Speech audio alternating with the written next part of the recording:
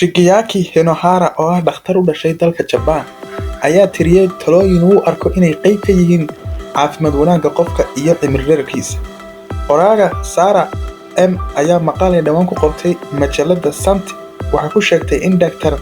Shigeaki Hinohara oo 105 sano jir ku geeriyooday inuu ka mid ahaa hormuudka caafimaadka ku dhisan aragtida ka hortagga ama preventive measure.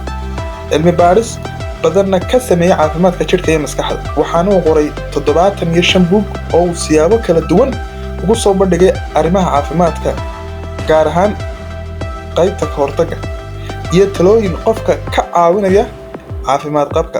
Dr. Shigeaki Hinohara kitaabkiisa loogu iibka badan yahay ee soo baxay muddo yar kadib geeridiisii waxa uu ku soo bandhigay talooyin caafimaad oo uu sheegay inay yihiin sirta ka dambeysay in cimrigiisu 105 gaaray oo uu ku dhamaysto caafimaad qab jireed iyo maskaxeed labadaba. Jirkiisa qodobada Dr. Shigeaki Hinohara oo kitaabkiisa ku muujiyay waxaa ka mid ah miisaankaaga la soco. miisaanka dheeraadka ah iyo buurnidu waxay caqabad ku noqdaan ku raaxaysiga nolosha waxaanay sababaan cimri degdeg. sidaa awgeed mar kasta hubi inaad u noolaato hab nololeed caafimaad qab. cuntada aad cunaysaana ha noqoto mid jirka waxtar u leh. jimicso si quruxda jirkaaga iyo kala shubshubnaantiisu u korodho. ku dadaal inaad dhaqdhaqaaq samayso. fooqa salaankiisa fuul oo wiishka ha raacin. meel aad lug ku gaari kartana gaari ha u kaxaynin.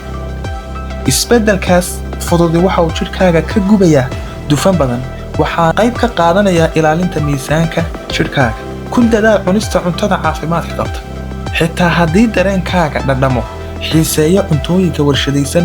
ku dadaal inaad ka fogaato caadaysiga cuntada diyaarsan iyo ta qasacadaysan. isweydii in cuntada aad cunaysaa ay kaalin muhiima ka qaadanayso nafaqaynta jirkaaga.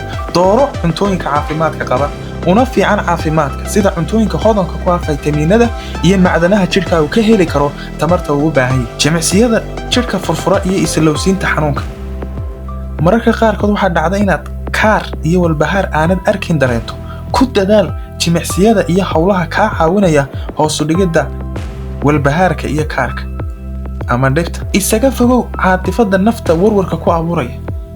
marmarka qaarkood waxaa dhici karta in dareenada nafseed iyo caadifadu ay qofka ku abuuraan xanuun jireed oo runa. khalkhalka jireed iyo ka nafsiga ahina waxay keenaan diiqad iyo in qofku hoos u gubto. sidaa awgeed ku dadaal inaad maskaxdaada dib ugu noqoto, naftaadana dib u weydiiso arrimaha culayska ku ah ama saamaynta ku leh oo dhan.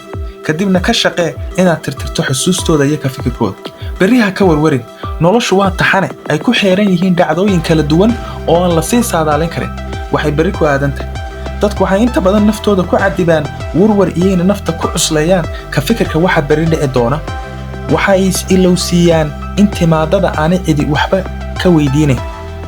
maadaama oo aanad adigu go'aan iyo talo midna ku lahayn waxa berri dhacaya, waxa kula gudboon waxa aad samayn karto oo ah inaad farxadda, quruxda iyo jacaylka maanta aad ka shaqayso.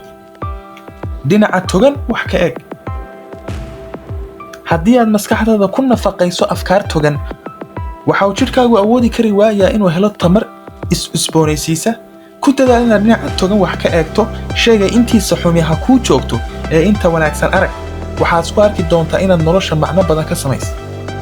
naftaada ku cabbee, naftaada ka buuxi farxad, jacayl iyayna ka fikirto nimcada tirada badan ee haysato si aad noloshaada oo dhan u faraxsanaato.